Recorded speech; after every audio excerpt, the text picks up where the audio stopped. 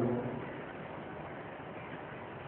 दिन रात की भांति, जैसे दिन के बाद रात होती है, रात के बाद दिन होता है, उसी तरह से सभी लोगों के जीवन में ये दो तरह की स्थिति आती है। कोई बहुत संपत्तिवान हो, बहुत विद्वान हो, बहुत ऊंचे पद पर रहने वाले हो, बहुत बड़े राजा हो, सबके जीवन में ये दोनों तरह की स्थिति आती है, सुख की स्थिति, दुख की स्थिति। आदि महाराज ने लिखा कि देह धारण करने का स्वभाव है। उन्होंने देखा संपत्ति विपत्ति विपत्ति को संपत्ति से रहे कोई रहे तो भाई संपत्ति अर्थात सुख का साधन, विपत्ति अर्थात दुख की स्थिति व्यक्ति के जीवन में आती है। बड़े बड़े राजा महाराजा के जीवन में पौराणिक ग्रंथों को पढ़ करके देखेंगे, प्राचीन इतिहासों को पढ़ करके देखेंगे, इस ज्ञान में आएगा कि देश भाई में कोई भी नहीं हुए जिनका जीवन सदा एक तरफ से स्थिति में रहा। और उसकी बात छोड़िए, भगवान श्री राम जिनका अवसर हुआ था भक्तों के दुख को दूर करने, भगत हित भगवान करो राम धरे तन धूम, ये चरित पावन परम प्राकृत नर। जो भगवान की भक्तों के प्रेम वर्षों के दुख को दूर करने के लिए अवतार दिए थे, उन भगवान का जीवन भी एक तरह की हालत में नहीं रहा। रामकृष्ण मानस पढ़ करके जानते हैं, राजा के हाथ डाल दिए, राज सुख में पले, राज सुख प्राप्त था, लेकिन 14 वर्षों तक जंगल का सुख भी होता। एक साधारण व्यक्ति को ही जो फूल के घर में रहता हो, उसे ही अगर जंगल में रहना पड़े, घर के समान कुछ नहीं मालूम पड़े। घर में देखा आराम मालूम पड़ता हो, ऐसा जंगल में नहीं मालूम। भगवान 14 वर्षों तक जाड़ा गर्मी बरसात को सहन करते हुए वृक्ष की छाया में फूल की झोपड़ी बना रहना। क्या कोई उस स्थिति को सुख की स्थिति कहेंगे? हरगिज नहीं। लेकिन उतने ही में सुख की समाप्ति नहीं हुई। उसी जंगल में सीता महारानी का अपहरण हो। और सोचिए, साथ के कोई लोग भीड़ भाड़ में थोड़ी देर के लिए लोग छूट जाते हैं, उसका छूट जाते हैं, तो कितनी व्याकुलता होती है। कोई बच्चा खो जाए, साथ में कोई व्यक्ति खो जाए, बड़ी व्याकुलता होती है। उस व्याकुलता को भगवान श्री राम दिखलाए, सीता महारानी का अपहरण हो गया, रावण हर करके ले गए। कितनी व्याकुलता उनके मन में हुई, इसका वो लीला करके दिखलाए। जंगल में किसी व्यक्ति से भेंट नहीं, तो वृक्ष से, लता से, मृग से, भौरा से पूछते थे व्याकुल होकर के, क्या तुमने सीता को देखा है? दिखलाए लोगों के जीवन में इस तरह की भी स्थिति आती है। फिर सीता महारानी की खोज के क्रम में जो लंकापुरी पहुंचे, वहां राक्षसों के साथ युद्ध हुआ। उस युद्ध में लक्ष्मण जी को शक्ति मान लेते, वे गिर गए जमीन पर, क्या अचेत हालत में जमीन पर पड़े। भगवान श्री राम अपने छोटे भाई को हालत में देखकर और भी अधिक व्याकुल हो, विलाप करते हुए कहने लगे, भाई अगर मैं जानता कि अपने भाई की हालत हो जाएगी तो मैं अपनी पत्नी का अनुभव भी त्याग दूं। ये सब इन सब उदाहरणों के द्वारा सामने आता है कि एक तरफ से दुनिया का सुख की स्थिति में सब कोई नहीं करता, जीवन में दुख आता है, लेकिन दुख किसी को भी प्रिय नहीं मानता, दुख कोई नहीं चाहता। वही नहीं चाहते कि हमारे जीवन में किसी तरह का दुख हो। चाहते क्या है? सुख हो। सुख चाहते हैं। सुख है क्या? जो सुखी, जो हमें प्रिय मालूम पड़ता है, अच्छा लगता है, वो सब सुखी को हम पसंद करते हैं। जो प्रिय नहीं मालूम पड़ता, जो इंद्रियों को नहीं सुहाता, मन इंद्रियों को नहीं सुहाता, मन नहीं चाहता कि ऐसा हो जाए, कोई का हो जाता है दुख होता है। मन इंद्रियों के जो अनुकूल होता है तो जो प्रिय मालूम पड़ता है वो होता है। लेकिन मन इंद्रियों का विषय सब समय एक तरह से हम जिसको पा करके हम सुख का अनुभव करते हैं, वही पदार्थ कुछ देर के बाद दुख में भी बदल जाता है। पदार्थ वही है। आप भूखे हैं, बहुत पावर भूखे, उस समय अगर आपको भोजन दिया जाता है, कितना स्वाद मालूम पड़ता है, कितना अच्छा लगता है। अब पेट भर जाने पर लोग आग्रह करे, लोगों के आग्रह पर खाते जाएंगे, तब 20 आदमी आग्रह करे, बहुत आदमी आग्रह करके थोड़ा कर दीजिएगा, तब अंतिम में आपको कैसा लगे। पदार्थ वही बढ़िया स्वादिष्ट भोजन है, लेकिन पहले की तरह और सुविधाएं नहीं पा सकते। खाते पेट में दर्द होने, पदार्थ वही है, लेकिन सुख नहीं होता। मतलब मन नहीं चाहता क्या बोलने से, हमारी इंद्रियां नहीं चाहती तो क्यों ग्रहण करते।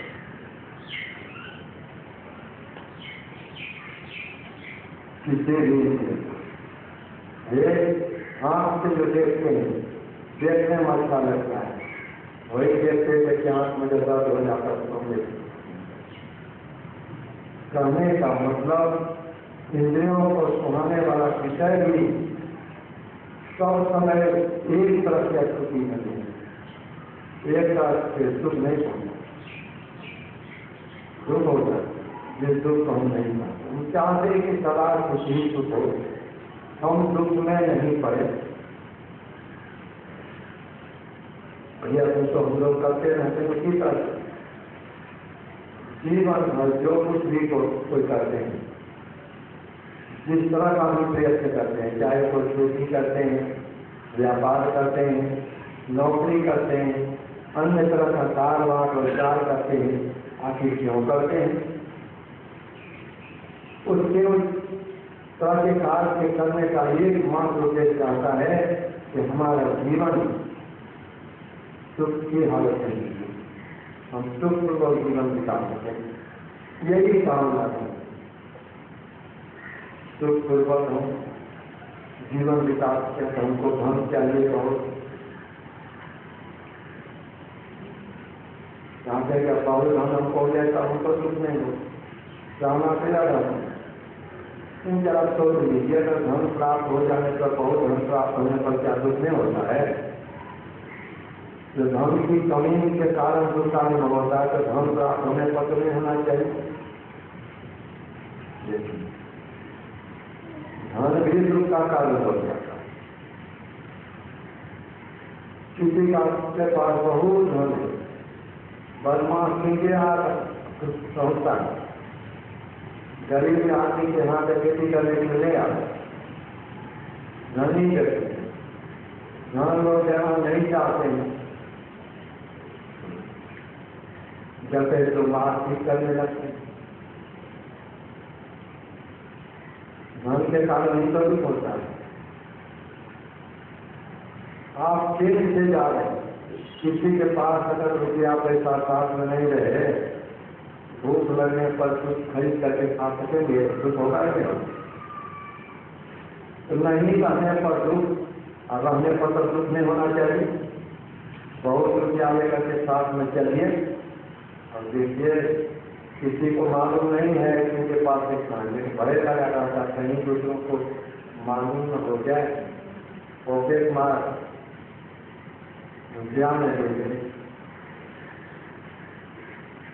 भय लगा था और रुपया पैसा के साथ संभाल करके रखने पर भी तो अच्छी नहीं।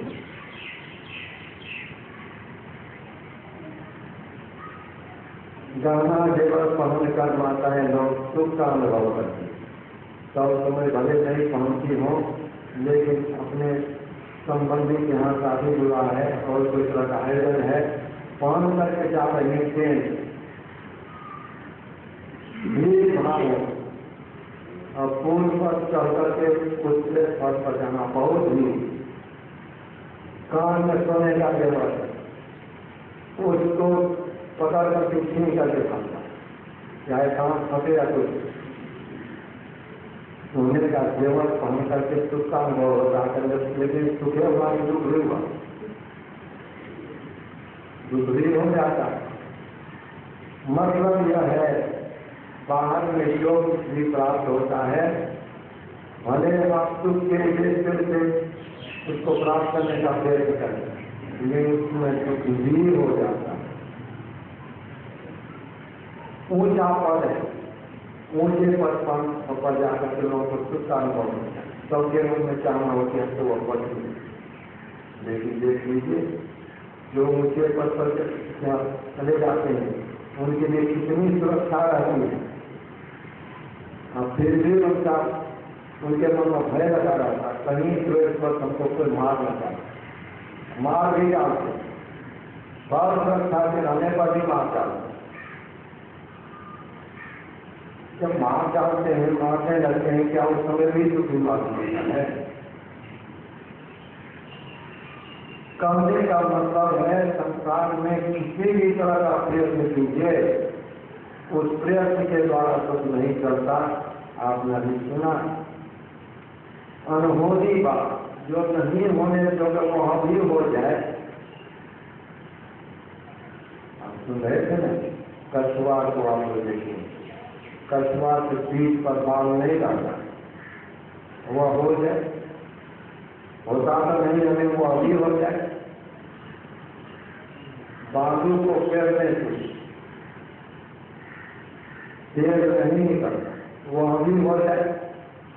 पानी के फेरने से घी निकल जाए, हमारा तो संभव नहीं, होता नहीं, हो जाए। आकाश में फूल खिलना संभव नहीं, वो अभी हो जाए। अनेक तरह का उदाहरण देकर के बताया गया कि अनहोनी बात हो जाए, लेकिन इधर पदार्थ की संसार में जो कुछ देखते हैं उनमें से किसी भी पदार्थ की उपलब्धि से जीव को सुख और शांति की प्राप्ति नहीं, सब कैसे होगा? आपने पाठ में सुना, शिव अज सुख संकालिक नारद, ये मुनिक्रम विचार विचारक, सब कर्म विनायक नेहा, करिए राम पद पंकज नेहा। शिव भगवान शिव सृष्टि करता ब्रह्म, सुखदेव मुनि, संकाल नारद जी इत्यादि ऋषिगण जो पूर्ण कामनाओं के जो भी ब्रह्म ज्ञान में बहुत पारंगत थे, उन सबों का मत है। क्या मत है? सब कर मत खर नायक लेहा। काल गौतमी जी ने कहा था गरुड़ से, खरनायक खर से राजा गरुड़ जी, गरुड़ जी ने कहा था, क्या कहा? सब कर मत खर नायक लेहा, करिए राम पद पंकज लेहा। कहते हैं राम परमात्मा में ले करो, प्रेम करो, सब यही करो। क्यों करें? आगे कहा सूर्य पुराण सब ग्रंथ कहानी, रघुपति भगत बिना सुख नानी का वेद पुराण सभी धर्म ग्रंथों में ऐसा कहा गया है कि राम परमात्मा की भक्ति के बिना जीव को सुख और शांति की प्राप्ति नहीं। राम कैसा? राम तुझे कहेंगे,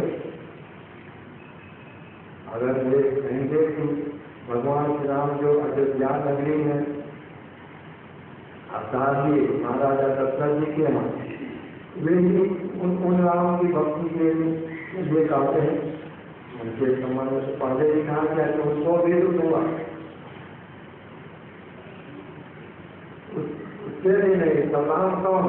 राम धर्म परमार्थ रूपा, अभी तक अनादि अनुपा, राम ब्रह्म है, परमात्मा है, कैसे हैं? अभी तक कहीं से खाली नहीं, मतलब सब जगह है, सर्वव्यापक है। भगवान श्री राम का शरीर सर्वव्यापक नहीं था। वे जब जंगल में चले आए, अयोध्या में बिता थे, उनके पिताजी को उनके जीव का दुख कैसे हो? शरीर व्यापक सर्वव्यापक नहीं कहा जा सकता। भगवान श्री राम के शरीर को नहीं कहा गया, लेकिन राम कौन है? राम जो सब में रमन कर रहे हैं, सब में व्यापक, सबसे न्यारा, सब में व्यापक, कहीं से खाली नहीं, सभी स्थानों को भरकर पूरा करके उससे कितना अधिक बाहर है इसका कोई देखा नहीं। हरे श्री राम के बेटा उसको एक सांस से नहीं देख सकते, अलग है सब व्यापक, लेकिन इस सांस से नहीं देख सकते। क्यों? इस सांस में देखने की शक्ति नहीं। इस सांस से तो आप सभी से भारी जीव को भी नहीं देख पाते। रोग का कीटाणु होता है शरीर, सभी रोग के कीटाणु को आप देख नहीं पाते। आप जाते हैं डॉक्टर के पास, अपना खून जलवाते, खून डॉक्टर जहाँ थोड़ा को दे देते हैं, एक शीशा पर 2-4 खून दे करके दूसरे शीशा से घींच देते हैं, धूप में रहे। अगर वही आपको दिखला दे कि देखिए इसमें रोग का कीटाणु देखने में आवेगा, लेकिन डॉक्टर यंत्र लगा करके देखते हैं तो उनको देखने में आता है बहुत छोटा छोटा जीव है, लेकिन चल रहा है, वैसे नहीं देख पाते, यंत्र लगा करके देखने में आता है छोटा छोटा जीव। तो जीव के शरीर को देखते हैं, शरीर को देखते हैं, उस शरीर में जो जीव है उसको तो नहीं देख पाते। ये तो छोटा शरीर, उस तरह के सूक्ष्म कीटाणु जिसको बिना जन्म के आप नहीं देख पाते, और उस शरीर में जो जीव है उसको आप कैसे देख सकते? उसको एक सांस से नहीं देख सकते।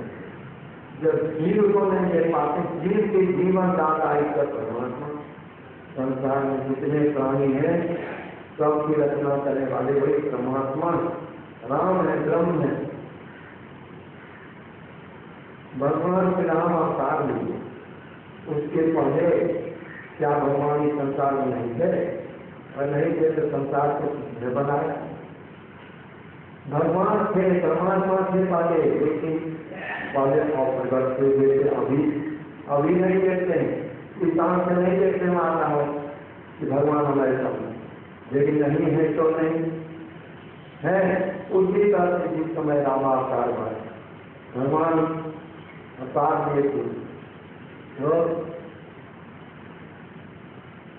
जब अवतार दिए मतलब शरीर धारण है,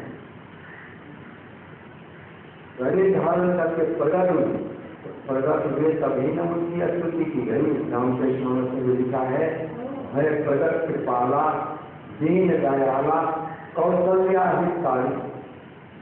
भगवान प्रगट हुए, लोग देखने लगे, मतलब आंख का विषय हो गया, आंख से देखने माने लगे। लेकिन जिस राम परमात्मा से भी कहा गया है तो उनकी प्राप्ति हो जाने पर फिर कभी दुख का अर्थ नहीं देखना है। वो उस राम परमात्मा ने कहा कि श्याम सत्य सौ नजर आवे और रूह के नैना। उस राम परमात्मा को इस आंख से नहीं देख सकते, एक आंख से नहीं देख सकते, खोज रूह के नैना। रूह कहते हैं आत्मा, आत्म दृष्टि से देखा जाए। आत्म दृष्टि, आत्मा को अलग से देखने की आंख नहीं होती। जैसे हम लोग के शरीर में आंख है, कान है, नाक है, जीभ है, त्वचा है, उस तरह से आत्मा को अलग से ये इंद्रियां नहीं, आत्मा से ही इन इंद्रियों में ज्ञान आता है। शरीर में चेतन आत्मा नहीं रहे, आंख से देखने का काम हो जाएगा।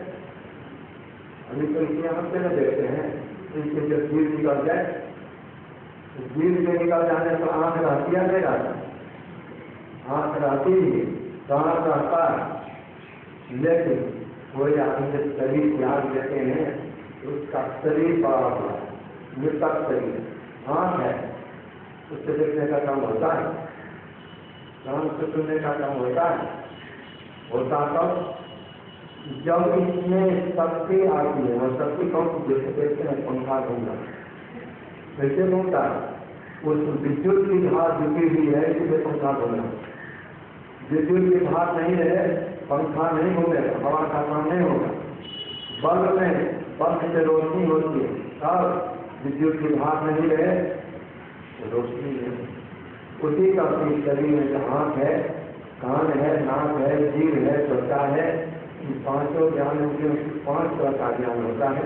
लेकिन शक्ति एक ही है, एक ही शक्ति सब इंद्रियों के हाथ में जुड़ी हुई है, उसी से देखने का मतलब चेतना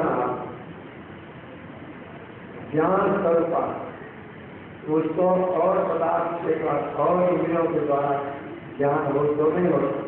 इसके लिए कथा बिनु चले सुनय बिनु कहना, कर बिनु कर्म करे बिनु नाना, आनंद रही सकल रस भोगी, बिनु वाणी बक्ता बन जोगी, तन बिनु परस नयन बिनु देखा, ग्रह ध्यान बिनु बात देखा, अधिका ध्यान की अलौकिक करनी, महिमा जात जाए बिनु पर चले सुनय बिनु कहना। परमात्मा कहते हैं हम लोगों को परे नहीं है, कहीं एक पेड़ दूर कर समझा देंगे नहीं जाए, लेकिन परमात्मा से एक ही बात है, बिनु पर चले सुनय बिनु कहना। कान हम लोगों का काम नहीं करे, कौन क्या बोल रहे हैं सुनने वाले, लेकिन परमात्मा को इस काम की आवश्यकता नहीं है। बिनु पर चले सुनय बिनु कहना। हम लोग को हाथ में नहीं रहे तो कोई काम हो सकता है, परमात्मा को हाथ की आवश्यकता नहीं है। कर बिनु कर्म करे बिना हाथ के संसार की रचना हो सकती। इस संसार में जितने लोग भी देखते हैं, किसने बनाया? क्या मूर्ति बनाने की बनाने वाले की तरह भगवान बैठ कर के 3 लोगों को बनाते रहते हैं, उनको हाथ की आवश्यकता नहीं। संकल्प मात्र जैसा इच्छा से वो सारा कर्म कर्म करे, आनंद रहित सकल रस भोगी, बिना मुक्ति नहीं है। कोई भोजन खा सकते हैं, भोजन से स्वास्थ्य को जाना जा सकता है, नहीं जाना, लेकिन परमात्मा बिनु आनंद रहित सकल रस भोगी, बिनु वाणी बक्ता व योगी, बिना ज्ञान से कोई नहीं हो।